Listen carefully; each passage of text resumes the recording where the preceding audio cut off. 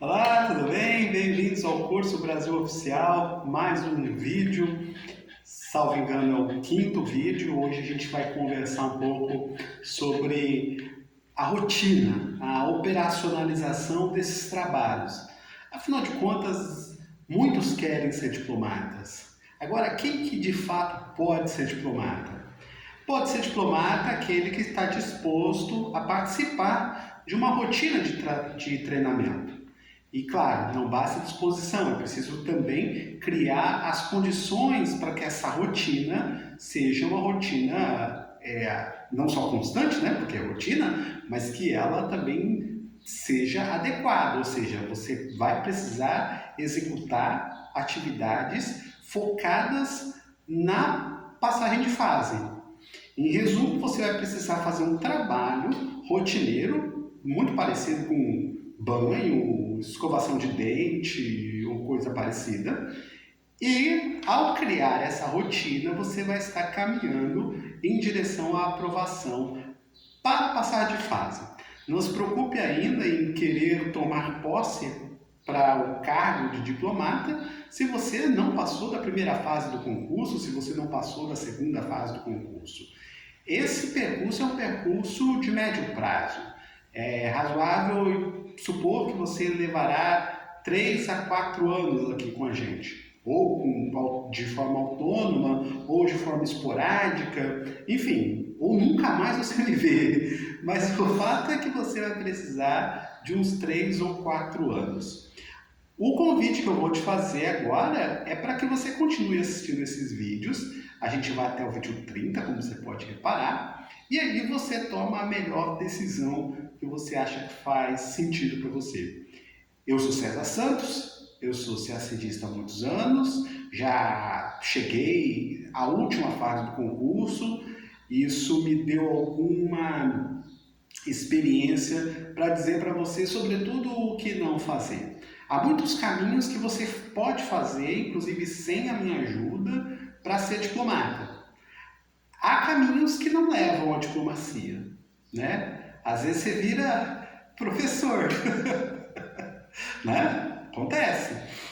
Mas se você persistir no foco, no treinamento, se você não fizer bobagem, dá jogo, dá bom, sabe? Então eu quero te fazer esse convite. Quer ser diplomata? Então vamos organizar a rotina. Eu fui estudar um pouco sobre rotina, mas não vou cansar vocês com teoria. Vou só propor uma prática, uma ação para que vocês apliquem no dia a dia de vocês. E à medida que vocês aplicarem essas ações no dia a dia, eu tenho certeza que você vai implementar a rotina. A primeira coisa que precisa ter claro é a motivação. Afinal de contas, por que a gente quer ser diplomata? Ou melhor, por que a gente quer passar de fase no concurso? Você não pode dizer que só é legal, ou você está motivado, empolgado. Isso não vai durar muito tempo, sabe?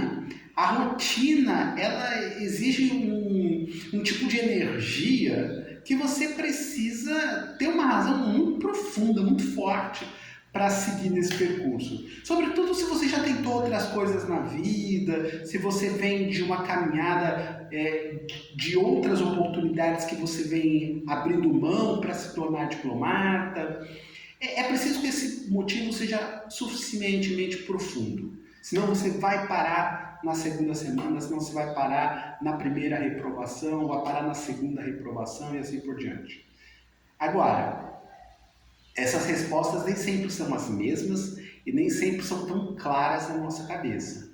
Mas eu vou pedir para que você se pergunte com frequência qual é o motivo profundo que faz você levantar todos os dias e querer se preparar para o concurso, tá bom? A outra oportunidade que eu acho que vale a pena a gente avaliar junto para além da motivação, que é o pontapé inicial, é o que você faz nas 24 horas que você tem do dia.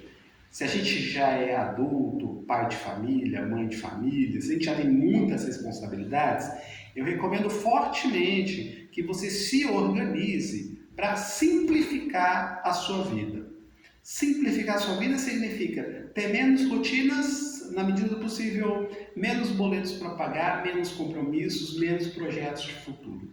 Simplificar a vida significa estar disponível para um único ou, pelo menos, poucos, focos de atenção, tá bom? Isso já faz parte da preparação para o CACD. Eu me lembro uma época da minha preparação que eu passava horas dentro de uma biblioteca. Horas. E não estou falando de 2 horas ou de 3 horas, estou falando de 8, 9 horas por dia. Não estou dizendo que você precisa fazer isso, nem que você precisa disso para passar no CACD, mas o fato é que você vai precisar encontrar meios e modos para fazer as atividades para o concurso. Então, além da motivação, anota aí, você precisa simplificar a sua vida, beleza? Essa é a aula 5. Se você está vendo desde a primeira aula, você vai saber que a gente tem uma estratégia dentro da Escola Diplomática Periférica, especialmente dentro da mentoria César Santos, que é escolher entre o caminho 1, 2 e 3. Esses 30 percursos, essas 30 aulas, ela está focada no caminho 1, ou seja, nós vamos fazer 55 pontos na primeira fase. Para fazer os 55 pontos na primeira fase, a gente precisa selecionar o nosso material de leitura, ainda que a gente leve meses para fazer isso, não se preocupa, é melhor ler certo, pouco, muitas vezes as mesmas coisas, do que ler muito e ficar pesquisando o tempo todo. Dispersa muita energia. Então, organiza seu material, e eu já tenho os cadernos, caso você ache que seja importante, possa confiar nos meus cadernos, porque eu levei anos para montá-los, e anos para montar.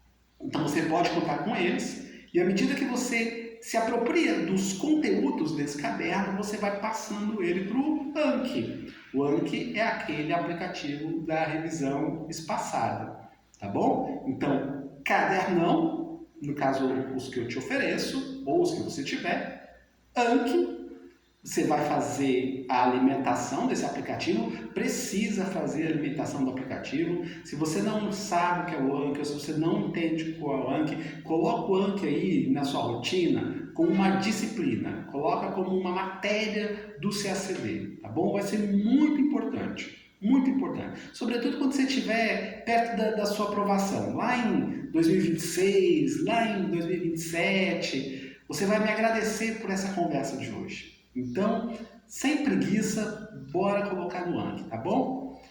Cadernão, Anki e caderninho. Olha só, esse caderninho você vai usar para fazer o que a gente chama de desopilação mental. O que é a desopilação mental? Toda vez que você estiver mais ansioso, toda vez que você estiver mais depressivo, toda vez que você precisar de alguma forma desabafar, você vai usar esse caderninho. Ele precisa estar sempre à sua mão para você escrever. Isso vai permitir com que você esvazie o cérebro o mais rápido possível, sabe?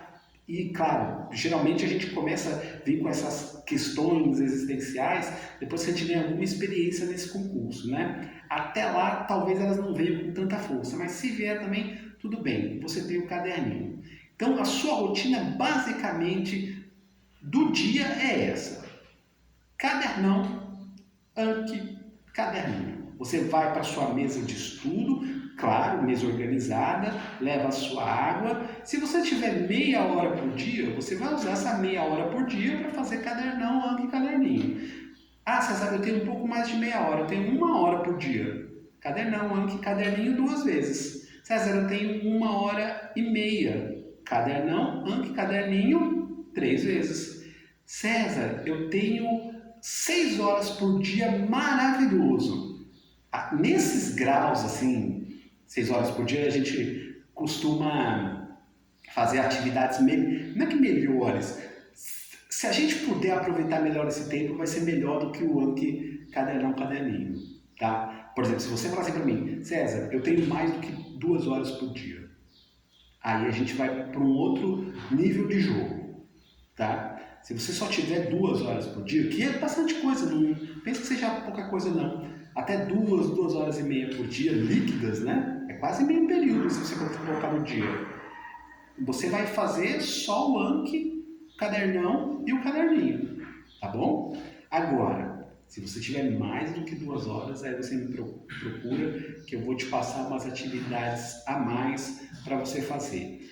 Já vou antecipar aqui para vocês não acharem longe disso, que eu estou escondendo o jogo. Não estou, não. Quando você passa de 2 horas e meia, você pode explorar o chat GPT. A exploração do chat GPT, ela te permite, não você fazer pergunta para tirar dúvida da matéria. Isso você tem que buscar no livro, no Google, tem que pesquisar, né, para tirar dúvida, pelo amor de Deus. A função do chat GPT não é Google. O chat GPT é muito melhor que isso. E às vezes a gente nem alcança as possibilidades que o chat GPT usa. Que o ChatGPT tem. Claro, estou falando da versão 4.0, não essa gratuita que está aí, que também já é boa, mas não é dessa que eu estou falando. O ChatGPT vai te ajudar a pensar. Isso vai ser muito interessante. Então você vai dar um comando para ele, que a gente chama de prompt, ele vai te ajudar a pensar, ele vai te produzir conteúdos para você colocar no Anki. Isso vai ser bem interessante. Eu te dou os comandos, os prompts na medida que a gente for fazendo plantão, quando você for meu aluno, enfim, aí a gente vai conversando, eu vou te recomendando os prompts do ChatGPT. Claro, se você tiver mais do que 2 horas, mais do que 2 horas e meia de estudo. Menos que isso, não precisa. Cadernão, Anki, caderninho, tá maravilhoso, tá bom? Lembrando que eu já estou partindo do pressuposto que você já escolheu as matérias que você vai estudar. Como assim, César? Escolher as matérias? Não são as matérias do concurso? Não são as 8 matérias que caem na primeira fase? Não, a gente vai fazer 55 pontos. Eu preciso que você escolha os 55 pontos que você vai abordar, tá bom? E com isso a gente vai ganhar tempo. A gente precisa ganhar tempo para estudar para a segunda fase e para estudar para a terceira fase também. Então, para retomar essa aula de hoje, motivação, primeiro ponto. Segundo ponto, simplificação da vida. Terceiro ponto, Anki, cadernão, caderninho. Combinado? Maravilhoso. Feito isso, tendo essa disposição, eu preciso que você me procure, e aqui eu vou deixar o link abaixo, para a gente começar a fazer as tarefas do Anki. O que a gente vai colocar no Anki? Então, história do Brasil, eu lembro que eu falei para vocês de nome, datas e fatos, língua portuguesa eu falei de exemplos, mas a gente precisa se adequar a esses conteúdos para cada uma das bancas examinadoras. E aí, de fato, você vai ter um Anki que funcione, porque o Anki também pode atrapalhar, tá bom? Anki, cadernão, caderninho. Tudo bem até aqui? Tudo tranquilo? Maravilhoso. Eu queria aproveitar o ensejo para falar de um conteúdo que não vai para o Anki. Não vai. Eu vou aproveitar para a gente não achar também que o Anki é tudo na nossa vida. O Anki é o material que a gente precisa revisar. Ah, César, então tem um material que a gente não precisa revisar? Sim, tem um material que a gente não precisa revisar. A gente não precisa revisar conteúdos que a gente precisa, digamos, exercitar. É da ordem do fazer. Por exemplo, você faz uma redação de português ou uma composition. Você não precisa jogar a sua redação no Anki. Não precisa, você precisa praticar a redação de português, praticar a redação de inglês, fazer muitos exercícios para que esse processo se torne automático. O que não significa que você não possa colocar parágrafos, olha só, parágrafos validados dentro do Anki. César, fiz um parágrafo de inglês, corrigi, minha professora corrigiu, eu poderia usar ele na prova. Ah, então nesse caso você pode colocar no Anki porque é um parágrafo que a gente chama de parágrafo validado. Aí lá no dia da prova você não vai precisar pensar muito nas construções que você vai usar, porque você já tem um acúmulo de construções, de parágrafos, ou seja, construções sintáticas, que são validadas pelos professores. Claro, as bancas examinadoras vão aprovar certamente. Então, essas disciplinas que a gente precisa exercitar, elas não vão para o Anki, elas são de exercícios. E como a gente faz elas? Aí é assunto para caminho 2 e para caminho 3, porque a gente está falando das questões discursivas. Como é que estuda questões discursivas? Com Anki? Não. Você vai estudar questões discursivas com o ChatGPT. Tema para a mentoria, tema para o plantão do César. Grande abraço e até o próximo vídeo.